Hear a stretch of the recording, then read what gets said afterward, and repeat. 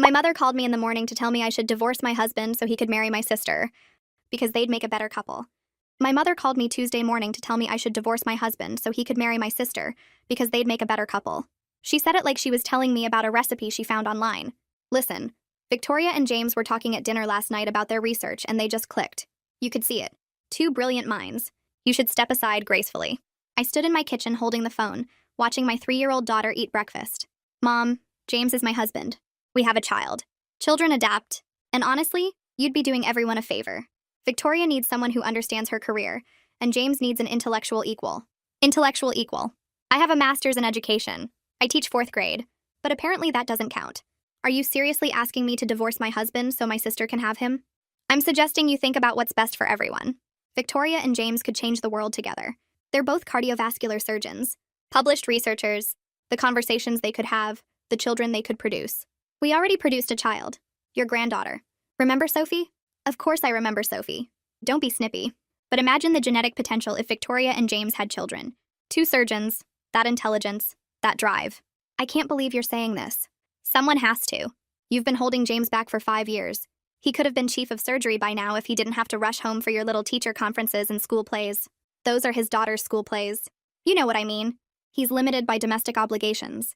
Victoria wouldn't limit him. She understands the demands of medicine. Because she has no life outside the hospital. She has a very full life. She saves lives every day. What do? Teach kids to color inside the lines? That's when I hung up. She called back immediately. I didn't answer. Then Victoria called. Mom says you hung up on her. Mom suggested I divorce James so you can marry him. Silence. Then, would that really be so terrible? Are you insane? I'm practical. James and I have more in common than you two ever did. We speak the same language, work the same hours, understand the same pressures. You want me to hand over my husband like he's a sweater you borrowed? I'm saying maybe Mom has a point. You married him when he was a resident. You didn't know he'd become this brilliant surgeon. You thought you were getting someone who'd have normal hours, be home for dinner. I married him because I loved him. She sighed like I was a child. You'll never understand. When we operated together last week, it was like dancing. Perfect synchronization. He said he'd never worked with someone so talented. You operated on a patient together. You didn't discover true love. Mom's already talked to her lawyer friend about divorce proceedings. She says if you file first, you can get better terms. Mom talked to a lawyer about my marriage. She's being practical. Someone has to be. I drove to my mother's house with Sophie. She was in her garden acting like nothing had happened. Oh good, you're here. Can you watch Sophie next weekend? Victoria and James have a conference in Boston. They're going to a conference together? It's a cardiac surgery symposium. They're both presenting. Separate papers, but still.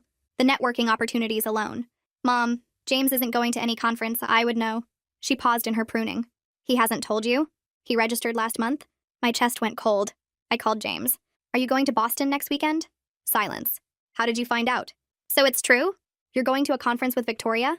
We're not going together. We're both going. Different thing. Did you plan to tell me? I knew you'd overreact. Overreact? My mother is trying to arrange our divorce so you can marry my sister. What? That's insane. Is it? You're sneaking off to conferences together. I'm not sneaking. I'm attending a professional event where Victoria happens to also be presenting. Mom says you two were clicking over surgery talk at dinner. We discussed a case. That's what surgeons do. Victoria says you called her talented. Said you'd never worked with someone like her. More silence. It was a complicated procedure. She's skilled. That's all I meant. James, I need you to be honest. Do you want to be with my sister? No, he said. I hung up and set the phone down on the counter. Sophie looked up from her cereal and asked if Daddy was coming home soon. I told her yes and tried to smile, but my hands were shaking. The way James said that no kept playing in my head. The pause before he answered. The way his voice got higher when he said my sister was skilled. Something felt wrong in my chest, like I couldn't get enough air. I sat down at the table across from Sophie and watched her eat. She had milk on her chin and was humming a song from the school. Everything looked normal, but nothing felt normal anymore. I kept thinking about what my mother said. About James and my sister clicking over dinner. About them going to Boston together. About my sister saying it wouldn't be so terrible if I stepped aside. I picked up my phone again and stared at it. I wanted to call James back and demand better answers, but I didn't know what to say. Sophie finished her cereal and asked if we could go to the park. I told her maybe later and helped her wash her hands. My mind kept spinning through everything that had happened in the last hour. My mother calling to suggest I divorce my husband. My sister acting like it was a reasonable idea. James hiding a conference trip from me. All of it felt like I'd woken up in someone else's life. James came home at 2 in the afternoon. He never comes home early. Never. His shifts at the hospital run 12 hours minimum, sometimes longer when there's an emergency surgery. I was in the living room with Sophie when I heard his car in the driveway. My stomach dropped. He walked in still wearing his scrubs and asked if we could talk. I told Sophie to go play in her room and she ran off with her dolls. James sat down at the kitchen table and I sat across from him. He looked tired. There were dark circles under his eyes and his hair was messy like he'd been running his hands through it. He started talking about the Boston conference, saying it was purely professional, that all the top cardiovascular surgeons would be there. He explained that he'd been working on his research paper for months, and this was a huge opportunity to present it, but he wouldn't look at me. He kept staring at his hands on the table, picking at his thumbnail. I asked him why he didn't tell me about it. He said he knew I'd overreact, which made my face get hot. I asked him how long he'd known about it. He said he registered 6 weeks ago. 6 weeks. He'd kept this secret for 6 weeks while I planned our weekends and talked about maybe taking a family trip in the spring. I asked him if my sister registered at the same time. He finally looked up at me and his jaw was tight. He said he didn't know when she registered, that they didn't coordinate their schedules. But the way he said it sounded wrong, like he was reading from a script he'd practiced. I waited until Sophie was asleep that night before I called Alyssa. She answered on the second ring and I started crying before I could even explain what happened. She said she was coming over and hung up. 20 minutes later, she was at my door with a bottle of wine and her serious face. We've been friends since we started teaching together 6 years ago, back when I was pregnant with Sophie and she was planning her wedding. She knows everything about my life, about my family, about how my mother always made me feel small compared to my sister. I told her about the phone call from my mother, about my sister saying maybe it wouldn't be so terrible, about James hiding the Boston trip. Alyssa's face got red while I talked. She kept saying things like, "Are you kidding me?" and "That's insane," and pacing around my kitchen. She said my mother was out of her mind, that you don't just suggest someone divorce their husband so your other daughter can have him. She said my sister was acting like James was a prize at a fair instead of a married man with a child. She poured us both wine and sat down next to me on the couch. She asked what James said when I confronted him. I told her about him coming home early, about how he wouldn't look at me, about the 6 weeks of lying. Alyssa grabbed my hand and said we needed to call Nathan. Nathan showed up 30 minutes later looking concerned. He's a family therapist and he's good at staying calm when everyone else is freaking out. Alyssa must have told him some of it on the phone because he sat down and immediately asked me to walk him through exactly what my mother said. I repeated the whole conversation, about genetic potential and intellectual equals, and how I was holding James back. Nathan listened without interrupting, and when I finished, he was quiet for a minute. Then he said my mother was displaying classic narcissistic manipulation tactics. He explained that she was trying to control everyone by pitting family members against each other, that she was devaluing my accomplishments to make me doubt myself. He said the way she talked about genetic potential and optimal life paths showed she saw people as objects to arrange rather than humans with their own feelings and choices. He asked about my childhood, and I told him how my mother always compared me to my sister, always made it clear that my sister was the successful one while I was just the teacher. Nathan nodded like he'd heard the story before. He said my mother had probably been doing this my whole life, and I'd just gotten used to it, but now she'd pushed it too far, and I could finally see the pattern. Alyssa squeezed my hand. Nathan said I needed to document everything and set clear boundaries, that people like my mother don't stop unless you force them to stop. The next morning after James left for the hospital, I stood in his office staring at his laptop. I'd never looked through his stuff before, not once in 5 years of marriage. I trusted him completely, but my hands were already reaching for the laptop before I could talk myself out of it. I opened it and the password screen came up. I tried Sophie's birthday and it worked. My hands were shaking, so bad I could barely move the mouse. I opened his email and started scrolling. There were hundreds of emails from my sister. Hundreds. I clicked on the oldest one I could find and the date made me feel sick. 4 months ago. Way before the dinner my mother mentioned. Way before I knew they were even working together regularly. The first email was about a patient case, but it was friendly, casual. My sister made a joke and James responded with a joke back. I kept scrolling forward and watching the emails get more frequent, more personal. They weren't talking about work anymore. They were talking about their days, their frustrations, their dreams. My sister sent him an email at 11 at night about feeling tired of always being alone. James responded at midnight saying he understood, that sometimes he felt alone too, even though he was married. I had to close the laptop and walk away. I went to the bathroom and threw up. When I came back, I made myself keep reading. There were inside jokes I didn't understand, references to conversations they'd had that I knew nothing about. My sister sent him a photo of herself at a conference last month, and he said she looked great. I printed everything, every single email. The printer ran for 20 minutes. I found our phone bill in James's desk drawer and opened it. The call log went on for pages. My sister's number showed up dozens of times every day. Some calls were short, just a minute or two. Others were 30 minutes, 40 minutes. There were texts at 2 in the morning. Texts at 6 in the morning. Texts during times when James told me he was in surgery. I counted the texts from one day last week. 47 texts back and forth between them. 47. On a day when James came home and barely said 10 words to me because he was so tired. I printed the phone bill too. My hands weren't shaking anymore. I felt cold and calm and clear.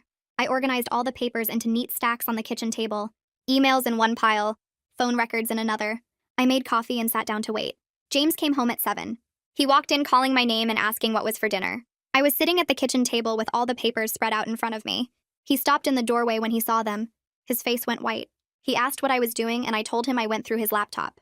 He stood there staring at the papers, and I watched his expression change from shock to anger. He said I had no right to go through his private things, that he couldn't believe I'd violate his privacy like that. I picked up the stack of emails and held them up.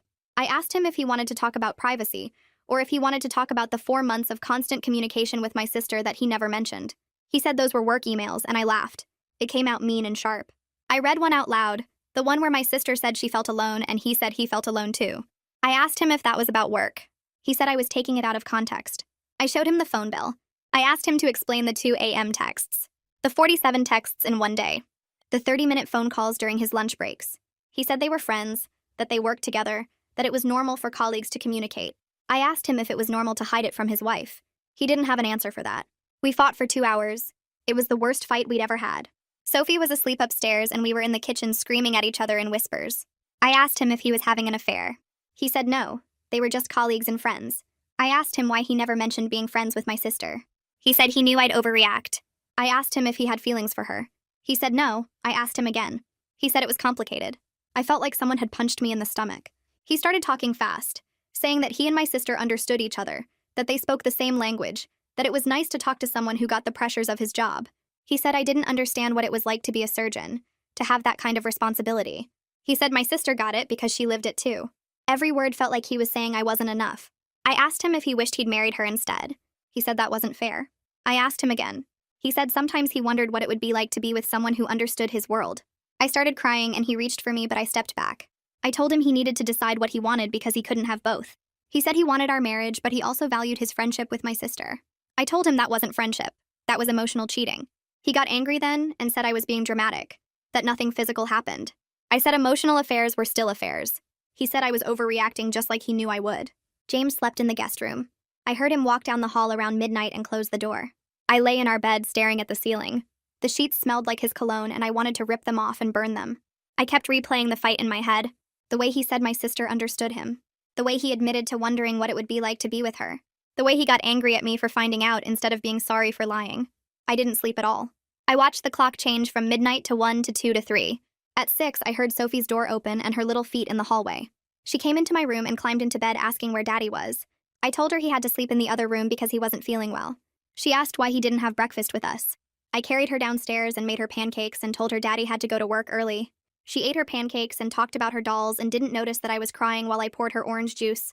I texted Alyssa and told her I needed help. She texted back immediately saying she was coming over after school. I got Sophie dressed and dropped her at preschool and sat in my car in the parking lot trying to figure out what to do next. I went to the school and sat through the staff meeting that afternoon without hearing a single word. Verity was talking about standardized testing schedules, and I was staring at the table thinking about James sleeping in the guest room and my sister wanting to steal my husband. Someone asked me a question about parent conferences and I had no idea what they'd said. Verity looked at me for a long moment and then moved on to the next topic. After the meeting, she touched my arm and asked me to come to her office. I followed her down the hallway and she closed the door behind us and told me to sit down. She asked if I was okay and I started crying. Not quiet tears, but the ugly kind where you can't breathe right and your nose runs everywhere. I told her everything. About my mother's phone call and the suggestion I should divorce James. About finding the emails and texts between James and my sister. About the Boston conference he registered for without telling me. About the fight last night and him sleeping in the guest room. Verity handed me tissues and listened to all of it without interrupting once. When I finished, she said I could take whatever time off I needed. She said she'd cover my class herself if necessary or get a substitute. She said my job would be here when I was ready to come back. I told her I needed to work because sitting at home thinking about it would make me crazy. She nodded and said that was fine too, but the offer stood whenever I needed it. I left school early anyway and drove to my mother's house. I didn't call first. Sophie was still at preschool for another 2 hours, and I needed to do this without her there. My mother was in her garden wearing the same clothes as before, like she'd been standing there all week. She looked up when I came through the gate and smiled like she was happy to see me. I asked her about the lawyer. She kept pruning her roses and said she'd talked to someone who handled family law. I asked why she thought it was okay to discuss my marriage with a lawyer without my permission.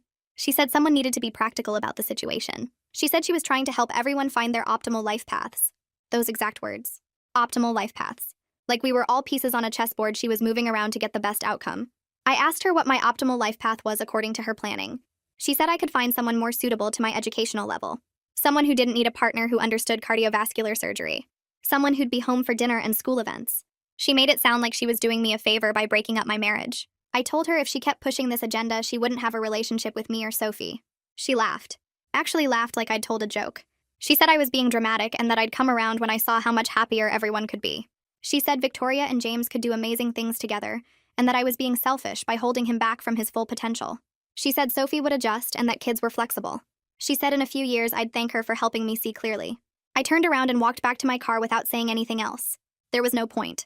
She'd already decided how everything should go, and nothing I said would change her mind. My sister called that evening after I'd put Sophie to bed. I almost didn't answer, but then I thought maybe I needed to hear what she had to say. She started talking immediately about how she wanted to explain her perspective. She said she understood this was hard for me, but that I needed to look at the situation logically. She said she and James were intellectual equals, and that they understood each other in ways I couldn't understand him. She said I was just a teacher. Those words exactly. Just a teacher. Like my master's degree and my career meant nothing. Like teaching fourth graders was something anyone could do. She said James needed someone who could match his intellect and his ambition. Someone who lived in his world. She said I'd married him when he was a resident and didn't know he'd become this brilliant surgeon. She said it wasn't my fault that we weren't compatible anymore, but that I needed to face reality. Then she told me that she and James had talked about what their life together could look like. They'd discussed it. Multiple times. She described conversations about where they'd live and how they'd manage their schedules and what their research could accomplish together. She said they'd talked about having kids, and what kind of genetic advantages those kids would have with 2 cardiovascular surgeons as parents. She said all of this like it was perfectly normal to plan a future with someone else's husband. Like I should understand and agree that it made sense. I was recording the conversation on my phone. Nathan had told me to document everything, and I'd set up the recording app before I answered her call. I let her keep talking. I asked questions that made her explain more.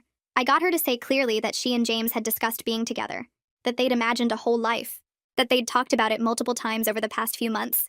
James came home late from the hospital around 10. I was sitting in the living room waiting for him. I didn't say hello. I just pulled up the recording on my phone and hit play. His face went white when he heard my sister's voice. He tried to interrupt, but I told him to listen to the whole thing. He sat down on the couch and listened to his sister describe their conversations about a future together, about the life they'd planned, about the children they'd discussed having. When it ended, he sat there staring at the floor. I asked him if it was true. He said they'd talked hypothetically. He said nothing physical had happened. He said it was just conversation and fantasy and that it didn't mean anything. I told him emotional affairs were still affairs. He looked at me and I could see that he knew I was right. He said he was sorry. He said he didn't mean for it to go this far. He said he valued his friendship with my sister, but that he loved me and wanted our marriage. I asked him how he could say he loved me when he'd been planning a whole different life with someone else. I told him he needed to decide what he wanted. He couldn't keep our marriage while having this close emotional relationship with my sister. He had to pick one. He asked for time to think about it. That hurt worse than anything else he'd said all night. The fact that he needed time to decide between me and my sister. The fact that it wasn't an immediate choice. He saw my face and tried to backtrack, but the damage was done. He'd already shown me that I wasn't enough. That our 5 years together and our daughter weren't enough to make the choice obvious. I told him to sleep in the guest room again. He left the living room and I sat there alone listening to him walk down the hallway and close the door. The next morning, I woke up on the couch where I'd fallen asleep around 3. Sophie was already awake, sitting on the floor with her stuffed animals, and I could hear James moving around upstairs getting ready for work. He left without saying goodbye. I heard the front door close and his car pull out of the driveway. Sophie looked up at me and asked where Daddy went. I told her he had to go to the hospital early. She went back to playing with her toys and I sat there staring at nothing. My phone rang around 8. It was Alyssa. She asked how I was doing and I started crying before I could answer. She told me to pack a bag for me and Sophie and come stay with them for a few days. I tried to say no, that I didn't want to impose, but she cut me off. She said Nathan already made up the spare room and Sophie would love having a sleepover with Auntie Alyssa. I packed 2 bags while Sophie ate breakfast. I threw in clothes and toys and Sophie's favorite blanket. We drove to Alyssa's house and Sophie was so excited she bounced in her car seat the whole way. Alyssa met us at the door and hugged me for a long time. Nathan took our bags upstairs and Sophie ran after him asking if she could see her room. Alyssa made me sit down at the kitchen table and put tea in front of me. She asked what happened after we talked on the phone last night.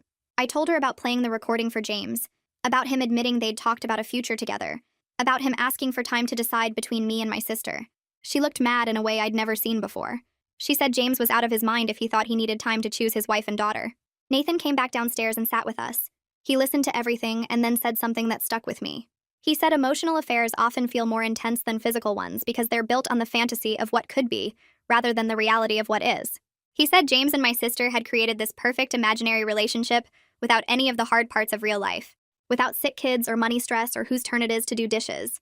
They got to have deep conversations about work and feel understood without actually building a life together. That made sense to me in a way nothing else had. The next day, Alyssa watched Sophie while I met with a lawyer Nathan recommended. The lawyer's office was in a tall building downtown, and I felt sick walking in. The lawyer was a woman around 50 with kind eyes and a no-nonsense attitude. She asked me to explain the situation, and I told her everything. About my mother's suggestion, my sister's feelings, the emails and texts, James's emotional affair, the Boston conference. She took notes and nodded and didn't look shocked by any of it. Then she started explaining what divorce would actually look like.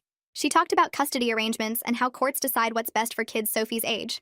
She explained asset division and how we'd split the house and savings and retirement accounts. She walked me through the whole process step by step. Filing papers, temporary orders, discovery, mediation, trial if we couldn't agree. It felt overwhelming and way too real. Then she said something that made my stomach drop. She said in our state, given Sophie's age and James's work schedule, I'd almost certainly get primary custody. Maybe 65 or 70% of the time. James would probably get every other weekend and one evening a week, maybe more during summer and holidays. But the bulk of Sophie's time would be with me. I sat there trying to process that. The idea of Sophie not seeing her dad most days, of her growing up in a split home, of having to coordinate schedules and handoffs and holidays, it made divorce suddenly feel very real and very scary. Not just an idea or a threat, but an actual thing that would happen and change everything. I thanked the lawyer and told her I needed to think about next steps. She gave me her card and said to call when I was ready. I drove back to Alyssa's house and sat in the driveway for 10 minutes before I could go inside. My phone started buzzing that afternoon. James was texting me. He said he needed to talk, that he'd made a decision, that we needed to discuss our future. I didn't respond. He texted again an hour later, then again before bed. The next morning he called twice and left voicemails. I listened to them but didn't call back. He sounded stressed and said this was important and we couldn't leave things like this. I still didn't respond. Alyssa asked if I was okay ignoring him, and I said I needed time to prepare myself for whatever he was going to say. I needed to be ready to hear that he chose my sister. Or that he chose me but didn't really mean it. I needed 2 days to build up whatever strength I'd need for that conversation. On the second day, I finally texted him back. I said we could meet tomorrow at the coffee shop on Maple Street at 10 in the morning. No Sophie, just us. He responded immediately saying he'd be there. I dropped Sophie off at Alyssa's house the next morning and drove to the coffee shop. My hands were shaking on the steering wheel. James was already there when I arrived, sitting at a corner table with 2 cups of coffee. He'd ordered my usual. I sat down across from him and waited. He started talking immediately. He said he wanted to stay married, that he'd been stupid and got caught up in the attention and validation from my sister, that she made him feel important and understood in ways he hadn't felt in a long time, but that he realized what he was risking. Our family, our daughter, 5 years together. He said he loved me and wanted to make our marriage work. I listened to all of it and felt nothing. No relief or happiness or even anger. Just empty. I asked him what that would actually look like. He said we could go to counseling and work on communication and rebuild trust. I nodded and then I told him what I needed. I said wanting to stay married wasn't enough. He needed to completely cut off all non-professional contact with my sister. No texts about anything except work, no dinners or drinks or conferences together, and he needed to skip the Boston conference next weekend. And we needed to start marriage counseling immediately. He hesitated. It was just a second, but I saw it. His face changed when I mentioned Boston. He said that was a really important conference for his career, that he was presenting research he'd worked on for months, that skipping it would look bad professionally. I felt something cold settle in my chest. I said he could maintain appropriate boundaries with my sister at the conference, that they'd barely see each other with different sessions and presentations, that I was being unreasonable asking him to skip a major career opportunity. I looked at him and said very clearly that if he got on a plane to Boston next weekend, I would file for divorce while he was gone, that this was his choice, our marriage or that conference. He stared at me like I'd slapped him. He said I was making him choose between his career and his family. I said no. I was making him choose between his career and an emotional affair with my sister. There was a difference. He argued for 20 minutes, about his professional reputation, about the months of work that went into his presentation, about how I was being controlling and unreasonable, about how he could handle being around my sister appropriately. I just kept saying the same thing. Boston or our marriage. Pick one. He picked Boston. He actually sat there in that coffee shop and told me he was going to the conference, that this was too important for his career, that I was being unfair making him choose, that he'd prove he could maintain boundaries with my sister and then we could move forward with counseling. I stood up and walked out. I heard him calling after me, but I didn't stop. I got in my car and drove back to Alyssa's house. Nathan was there when I arrived and he took one look at my face and knew. I told them James chose Boston. Alyssa said some very creative things about my husband that I won't repeat. Nathan just looked sad. He said sometimes people show you who they are and you have to believe them. James left for Boston on Friday morning. I'd moved back home by then because I couldn't hide at Alyssa's forever. Sophie and I had the house to ourselves for the weekend. We did normal mother-daughter things. We baked chocolate chip cookies on Friday afternoon, and Sophie got flour everywhere. We went to the park on Saturday and she played on the swings for an hour. We had a tea party with her stuffed animals on Sunday morning. I tried so hard not to cry in front of her. Every time I felt tears coming, I'd go to the bathroom or turn away. But at night after she was asleep, I'd sit on the couch and let myself fall apart. My marriage was ending. My husband had chosen a conference over us, and I had no idea what came next. Sunday evening, I made the mistake of checking social media. My sister had posted photos from the conference, professional shots of panels and presentations, but there were several with James in them, standing together at a reception, sitting next to each other at a dinner with other surgeons, smiling in a group photo with conference badges. They weren't touching or doing anything wrong, but the way they stood next to each other made my stomach hurt. They looked comfortable together, natural, like they belonged in the same frame. I closed the app and put my phone face down on the table. Sophie came running in asking if we could watch a movie before bed. I said yes, and we curled up on the couch with her favorite blanket. She fell asleep halfway through and I carried her up to bed. Then I came back downstairs and sat in the dark living room thinking about lawyers and custody arrangements and how to tell a 3-year-old that her family was breaking apart. I texted Alyssa around 8 that night after Sophie finally went down. She showed up 40 minutes later with 2 bottles of wine and her laptop under her arm. We sat on my couch in the dark living room with just the lamp on and pulled up my sister's social media. Requested Reads is on Spotify now. Check out link in the description or comments. The first few posts were standard conference stuff, panels and presentations and name tags. Then we got to the dinner photos. There was one where all the surgeons were seated at a long table and my sister and James were right next to each other. Not across from each other or separated by other people, right next to each other like they'd planned it that way. They were both smiling at something someone said and their shoulders were almost touching. Alyssa zoomed in on the photo and we just stared at it for a minute. There was another photo from what looked like a hotel bar with a group of doctors holding drinks. My sister and James were standing together again. His hand wasn't on her or anything, but they looked comfortable, natural, like they belonged in the same space. Alyssa closed the laptop and poured us both more wine. We didn't talk much after that. Just sat there drinking and watching stupid reality TV until she left around midnight. James came home Monday evening around 6:30. I heard his car in the driveway and my whole body went cold. Sophie ran to the door yelling for him and he picked her up and spun her around like everything was normal. He came into the kitchen carrying her and started telling me about his presentation before he even set down his bag. How well it went. How many people came up to him afterward with questions. How the moderator said it was one of the best talks of the conference. I just stood there at the counter chopping vegetables for dinner and didn't say anything. He kept talking. About the other presentations he saw. About the networking opportunities. About how valuable the whole experience was for his career. Sophie wiggled down and went back to her toys in the living room. James finally stopped talking and looked at me. Really looked at me. I put down the knife and turned to face him. I asked him straight out if anything happened with my sister in Boston. He got very still and quiet. Then he shook his head and said nothing physical happened. Nothing physical. Those were his exact words. I asked what that meant and he said they had dinner together a few times. That they talked about the situation. About everything that was happening. I asked how many times was a few and he said 3 nights. They had dinner together 3 nights out of the 4 nights he was there. I asked what they talked about for 3 whole dinners and he looked away. Said they discussed their feelings. Their situation. What it all meant. Then he told me that my sister confessed her feelings for him directly on the last night. That she told him she thought they should be together. That she believed they were better suited than we were. And he didn't shut it down. He didn't tell her to stop, or that it was inappropriate, or that he was married and not interested.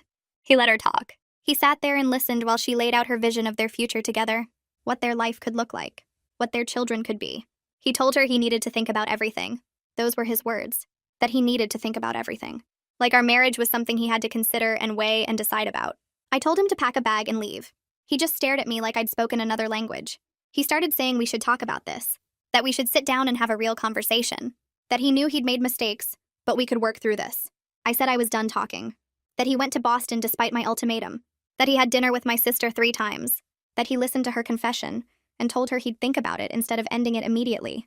That there was nothing left to talk about. He tried to argue. Said I was being unreasonable. That nothing physical happened, so it shouldn't count as cheating. That he was confused and overwhelmed and needed time to process everything. I just kept saying the same thing. Pack a bag and leave. Pack a bag and leave. Sophie came running in asking what was wrong, and I had to paste on a smile and tell her everything was fine. James looked at her and then at me, and his face just crumpled. But he went upstairs and I heard him moving around in our bedroom. He came back down 20 minutes later with a duffel bag. He kissed Sophie goodbye and told her he loved her. Then he walked out the front door. The next morning, I had to get Sophie ready for preschool by myself. Make breakfast by myself, do the dishes by myself, pack her lunch by myself. drive her to the school by myself, come home to an empty house by myself. I called in sick to work because I couldn't face my classroom, couldn't face Alyssa's worried looks, or Verity asking if I was okay. I just sat on the couch and stared at the wall. Sophie's preschool called around noon to say she was asking for her daddy, and could someone come talk to her. I drove over there and found her crying in the reading corner. The teacher said she'd been fine all morning, but suddenly got upset during story time. I sat with Sophie in my lap and told her daddy was staying somewhere else for a little while, but he still loved her very much. She asked when he was coming home, and I said I didn't know. She cried harder, and I held her until she fell asleep against my chest. My mother called that afternoon, said she heard James moved out, said she wanted to discuss next steps. I asked what next steps she thought there were, and she started talking about divorce lawyers and custody arrangements and how to make this transition smooth for everyone. I told her there were no next steps involving her, that she wasn't welcome in my home anymore, that she wasn't allowed around Sophie until further notice. She laughed and said I was being dramatic, that I'd change my mind once I calmed down. I hung up on her. She called back 5 times and I didn't answer. The next day I went back to work because I couldn't hide forever. I made it through the morning okay. My students were working on a math project, and I could just walk around helping them without having to actually teach. Then lunch break came and I went to the teacher's lounge to eat. I was sitting at a table by myself when someone knocked on the door. One of the office staff stuck her head in and said I had a visitor. I walked out to the main office and there was my mother, standing right there in the school lobby like she had every right to be there. She started talking immediately about how we needed to discuss this properly, about how I was making things harder than they needed to be, about how she was just trying to help everyone find their best path forward. Verity came out of her office and saw what was happening. She walked right up to my mother and asked who she was. My mother introduced herself and Verity's face went hard. She called security and told them to escort my mother off campus. My mother started arguing, but Verity cut her off, said she wasn't welcome there, that if she came back, she'd be arrested for trespassing. The security guard took my mother's arm and walked her toward the exit. She was still talking as they pushed through the doors, still trying to explain her side. Verity put her hand on my shoulder and asked if I was okay. I nodded, even though I wasn't. I found Jillian Porter's name through my insurance website that night. She specialized in betrayal trauma and family dysfunction. I called and got an appointment for the next week. When I showed up to her office, she was younger than I expected. Maybe mid-30s with kind eyes and a calm voice. I told her everything. About my mother's phone call. About James and my sister. About Boston and the confession and James moving out. She listened without interrupting, and when I finished, she said something that made me start crying. She said this pattern of manipulation had probably been happening my whole life. That this situation with James was just the most extreme version of something that had been going on for years. That my mother had been comparing me to my sister and making me feel less than for as long as I could remember. We spent the next session going through my childhood memories. All the times my mother praised my sister's grades and glossed over mine. All the times she talked about my sister's career potential while dismissing my interest in teaching. All the times she made me feel like I wasn't smart enough or successful enough or valuable enough. I'd always known my mother favored my sister, but I'd never connected it to a larger pattern. Never understood that it was manipulation. That it was designed to keep me feeling inferior and grateful for whatever scraps of approval she threw my way. Jillian said my mother had always compared me unfavorably to my sister. Had always made me feel like my teaching career was less valuable than my sister's medical career. This situation with James was just the most extreme version of a lifelong pattern of making me feel like I didn't deserve what I had. I understood that my mother's manipulation wasn't new. It had been there my entire life in smaller ways. The constant comparisons, the dismissive comments about my career, the way she lit up when talking about my sister's achievements and barely acknowledged mine. Jillian helped me see that this situation with James was just the biggest and most obvious version of something that had been happening for decades. 2 weeks after James moved out, his lawyer contacted mine about setting up a formal meeting to discuss custody and next steps.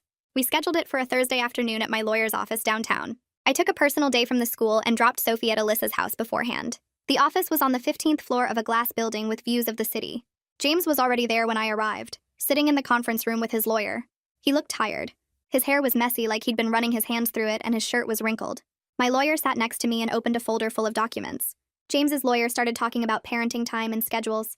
I watched James while they talked and realized I was sitting across a table from my husband with lawyers between us, negotiating how to split up our daughter's life. It felt completely unreal. Like I was watching it happen to someone else. The mediation lasted 3 hours. We went through calendars and work schedules and holiday arrangements. James's lawyer kept emphasizing his demanding work hours and unpredictable surgery schedule. My lawyer pointed out that I had stable hours, and Sophie was already comfortable with her routine at home. Halfway through, James interrupted the lawyer's talking and looked directly at me for the first time since I'd arrived. He said he needed to be honest about something, that he'd been unhappy in our marriage for over a year, that he felt like we didn't have enough in common intellectually, and he'd been feeling disconnected for a long time. His lawyer looked annoyed that he was going off script, but James kept talking. He said working with my sister made him realize what it felt like to connect with someone on that level, to have conversations that challenged him, to be with someone who understood the pressures of his career. It hurt hearing him say it out loud, but at least it was honest in a way he hadn't been before. I waited until he finished, and then I told him that his unhappiness didn't excuse what he did. That if he was unhappy, he should have talked to me about it. Should have suggested marriage counseling or told me he was struggling instead of developing an emotional affair with my sister. That his feelings didn't justify pursuing my sister while we were still married. That there were ways to handle unhappiness that didn't involve betraying your spouse. James looked down at his hands and didn't argue. His lawyer tried to redirect the conversation back to custody, but I wasn't done. I said that he made a choice to confide in my sister instead of his wife, to share his feelings and frustrations with her instead of working on our marriage, that those were active choices he made every single day for months. We finally agreed on a temporary custody arrangement. Sophie would stay primarily with me at the house, and James would have her every other weekend plus one evening during the week for dinner. James's face changed when his lawyer wrote down every other weekend, like it was just hitting him how little time that actually was. He started to argue that he wanted more time, but his lawyer quietly reminded him about his surgery schedule and on-call rotations. The reality was that his work made more time impossible. He couldn't commit to regular weekday mornings or evenings. He couldn't guarantee he'd be available for pickup or drop-off. The schedule we agreed to was actually the most he could realistically manage given his job. I watched him realize this, and something in his expression broke. But he signed the temporary agreement anyway. My sister started trying to contact me the next day. She called 4 times before noon. I didn't answer. Then she started texting. Long messages about how she wanted to clear the air. How we needed to talk about everything like adults. How she was sorry I was hurt, but she couldn't help her feelings. How she and James had something special and real. I read the first few messages and then stopped opening them. I called my phone company and blocked her number completely. Then I blocked her on every social media platform I had. I sent an email to my extended family saying that I wasn't interested in any communication with my sister and asked them to respect that boundary. I didn't explain why. I didn't need to. Everyone already knew what was happening. Some family members responded right away with support. Others didn't respond at all. My cousin sent me a message 3 days later saying I was being stubborn, that these things happen and I should be mature enough to accept it, that my sister and James were clearly better suited, and I was making everything harder by being difficult. My uncle called to say essentially the same thing, that I should think about what was best for Sophie, and maybe that meant accepting this new arrangement gracefully. I realized my mother had been talking to everyone, spinning the story to make my sister and James look like they couldn't help falling for each other, like they were star-crossed lovers instead of 2 people who betrayed me. She was rewriting the narrative to make me the villain for not stepping aside. But other family members reached out with genuine support. My aunt on my father's side called and told me something I hadn't known. She said my mother tried this same kind of manipulation with her daughters years ago. That she'd tried to convince my aunt's younger daughter that she should date her older sister's boyfriend because they had more in common. That my mother had a pattern of trying to rearrange people's lives like chess pieces to create what she thought were optimal pairings. My aunt said she'd cut contact with my mother for 2 years because of it. That I wasn't the first person my mother had done this to, and I probably wouldn't be the last. It helped knowing I wasn't crazy. That this wasn't normal mother behavior. I threw myself into my classroom. My 4th graders were working on a unit about family diversity and different family structures. We read books about single-parent families and blended families and families with 2 moms or 2 dads. We talked about how families come in all different shapes, and how love is what makes a family, not a specific structure. I watched my students absorb these ideas without judgment, and realized there were many different ways to build a good life. That the traditional family structure I'd been trying to maintain wasn't the only valid option. That Sophie and I could be happy in whatever form our family took. 6 weeks after James moved out, Alyssa came over after Sophie went to bed. She had wine and a serious expression. She sat down on my couch and said she needed to tell me something before I found out another way. That she'd heard from a mutual friend who worked at the hospital that James and my sister were dating officially. That they'd been seen having dinner together multiple times. That people at the hospital were talking about it. I felt my chest get tight, but I wasn't surprised. Part of me had been waiting for this. Alyssa pulled out her phone and showed me my sister's social media. She'd unblocked me temporarily so I could see. There were photos from the past 2 weeks. My sister at restaurants, my sister at a park. And in several of them, if you looked carefully at the background or the reflections, you could see James. The fact that they were dating so quickly after our separation confirmed everything. Their emotional affair had been deeper than James admitted. They didn't need time to develop feelings because those feelings were already fully formed. They'd been building a relationship for months while James was still living in my house, while he was still sleeping in my bed, while he was still kissing me goodbye every morning. They'd just been waiting for the right moment to make it official. The betrayal of it settled into my bones. Not the sharp pain of discovery, but the deep ache of confirmed suspicion. I'd been right about everything, and somehow that made it worse. I called my lawyer the next morning and told her I wanted to file for divorce. She'd been expecting my call after our initial consultation, and had already started preparing the paperwork. We met at her office that afternoon while Sophie was at preschool. She walked me through everything, explaining custody arrangements and asset division, and how we'd protect Sophie's stability through all of this. James's demanding surgery schedule actually worked in my favor because the court would see that primary custody with me made sense. My lawyer was sharp and thorough, asking questions about James's income and our shared assets, and whether I had documentation of his relationship with my sister. I showed her the emails I'd printed and the recording of my sister's confession. She nodded and made notes and told me we had a strong case. The divorce papers were filed by the end of the week. James got served at the hospital, which probably embarrassed him in front of his colleagues, but I couldn't bring myself to care about that anymore. Sophie asked why Daddy wasn't coming home anymore. I sat with her on her bedroom floor surrounded by her stuffed animals and tried to explain in words a 3-year-old could understand. Sometimes grown-ups who love each other can't stay married, I told her. It doesn't mean we don't love you. We both love you so much. She asked if it was her fault and my chest hurt. No, baby, I said. This is about Mommy and Daddy, not about you. You didn't do anything wrong. She seemed to accept this better than I expected, though she had moments where she'd cry for her daddy or ask when our family would be together again.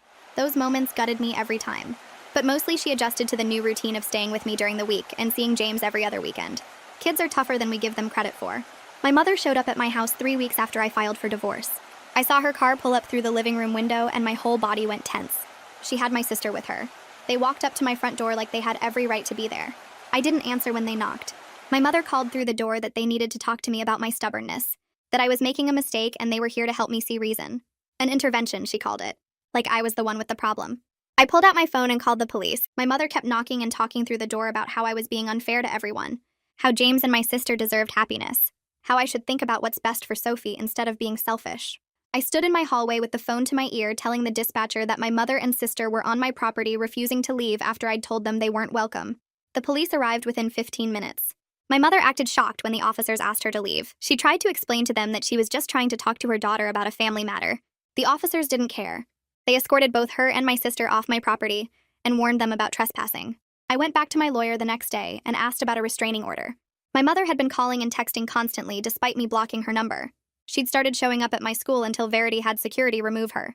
She'd even tried to pick Sophie up from preschool, telling the staff she was taking her granddaughter for the afternoon. The preschool called me immediately and didn't release Sophie, but it scared me. My lawyer filed for the restraining order that afternoon. We had the recording of my sister's confession about pursuing James. We had documentation of my mother's harassment. We had the police report from the trespassing incident. The judge granted the restraining order at the hearing 2 weeks later. My mother tried to argue that she was just concerned about her family, but the judge wasn't interested. He looked at the evidence and granted the order immediately, requiring my mother to stay at least 500 feet away from me, my home, and my workplace.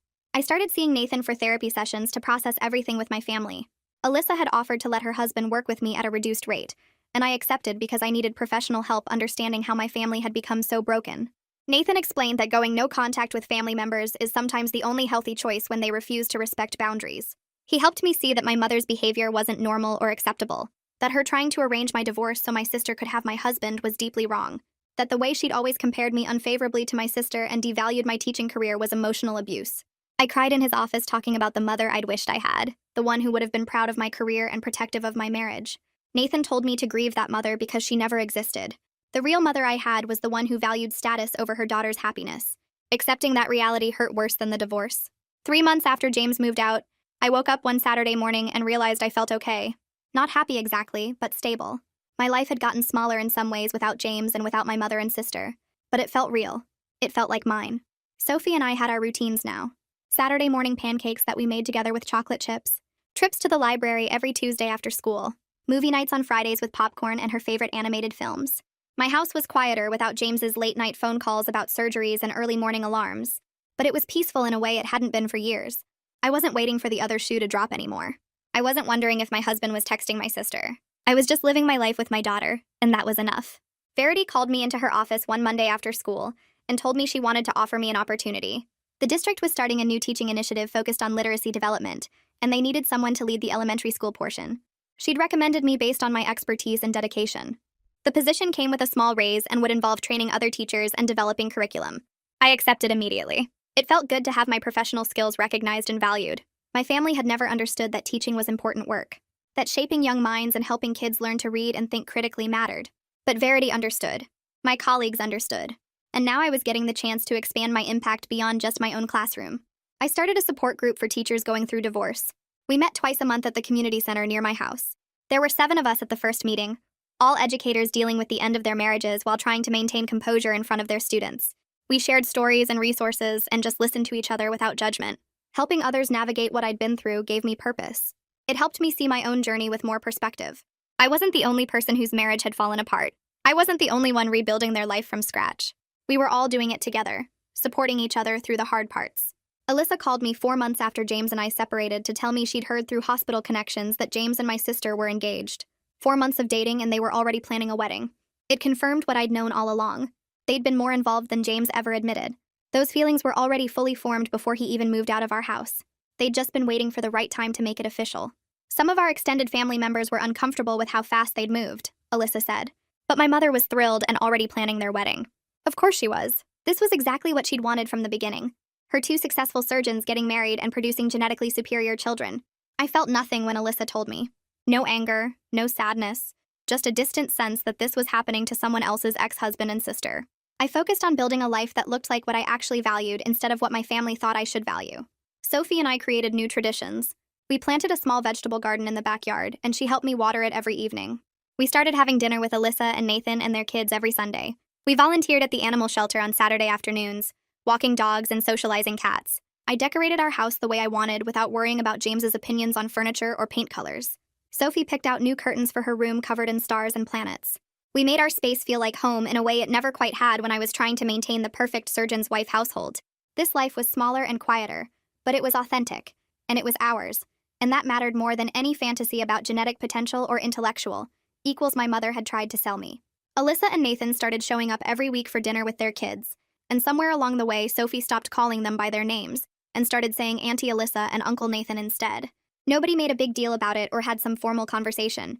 It just happened naturally because they were the ones who showed up consistently, who remembered Sophie's favorite foods and brought her little presents for no reason, and asked about her day at preschool like they genuinely cared about the answer. They came to her dance recital when James had to work late. They took her to the zoo on a Saturday when I had to finish report cards. They were there in all the small, regular ways that grandparents and aunts and uncles are supposed to be there, and Sophie felt safe with them in a way she never quite did with my mother or sister. I watched my daughter bloom with that kind of steady, reliable love from people who valued her for exactly who she was, instead of some idea of genetic potential. The divorce was finalized on a Tuesday morning 6 months after James moved out. I sat in the courtroom wearing my favorite blue dress, and when the judge signed the papers, I felt this huge wave of relief wash over me instead of sadness. I was free from a marriage where I spent 5 years feeling like I wasn't smart enough, or accomplished enough, or interesting enough to be a real partner. James looked tired and sad across the courtroom, and I felt sorry for him in a distant way. But mostly I just felt grateful it was over. My lawyer walked me out afterward and congratulated me, and I realized she was right to do that, because this was something to celebrate even if it didn't feel traditional to think of divorce as a good thing. I bought a smaller house 3 months after the divorce was final. It was a cute little 2-bedroom place with a big backyard and enough room for me and Sophie without feeling empty. James helped with the down payment as part of our settlement, which was fair since he made so much more money than I did. I spent weeks decorating it exactly how I wanted without worrying about whether James would think my choices were tasteful or sophisticated enough. I painted Sophie's room lavender because she loved purple. I set up a reading nook in the living room with a huge comfy chair and bookshelves covering one whole wall. I bought art supplies and set up a craft table where Sophie and I could make messes together without anyone getting upset about the house looking too cluttered. I hung my students' artwork on the refrigerator and put family photos on the mantle, but they were photos of me and Sophie and Alyssa's family and my teaching friends, not the formal family portraits my mother always insisted on. This house felt like home in a way our old house never quite did. 1 year after my mother's phone call, I woke up on a Tuesday morning and realized I was genuinely happy in ways I didn't even know were possible before. My teaching career was going great. The literacy program I was leading had expanded to 3 other elementary schools in the district, and Verity kept telling me I should consider becoming an administrator someday. Sophie was thriving in preschool, making friends easily, and showing the same love of learning I tried to encourage in my students. We had Sunday dinners with Alyssa and Nathan and their kids every single week without fail. We had our own little traditions and inside jokes and the kind of chosen family that shows up when things get hard. Some of my biological family members reached out occasionally, cousins and aunts who felt bad about how everything went down, and I was polite but distant with them. I learned that some family relationships just can't be salvaged, and that's okay. My mother and sister were married to James now, according to Alyssa, who still heard hospital gossip sometimes. I wished them well from far away while knowing I made exactly the right choice in walking away from all of that. My life wasn't what I planned when I married James 5 years ago, but it was real, and it was mine, and it was built on people who actually valued me for who I was. That mattered more than any fantasy about genetic potential or intellectual equals my mother ever tried to sell me. That's how it played out for me. But I already know some of you have a totally different view. Share it in the comments, I'll be reading them later.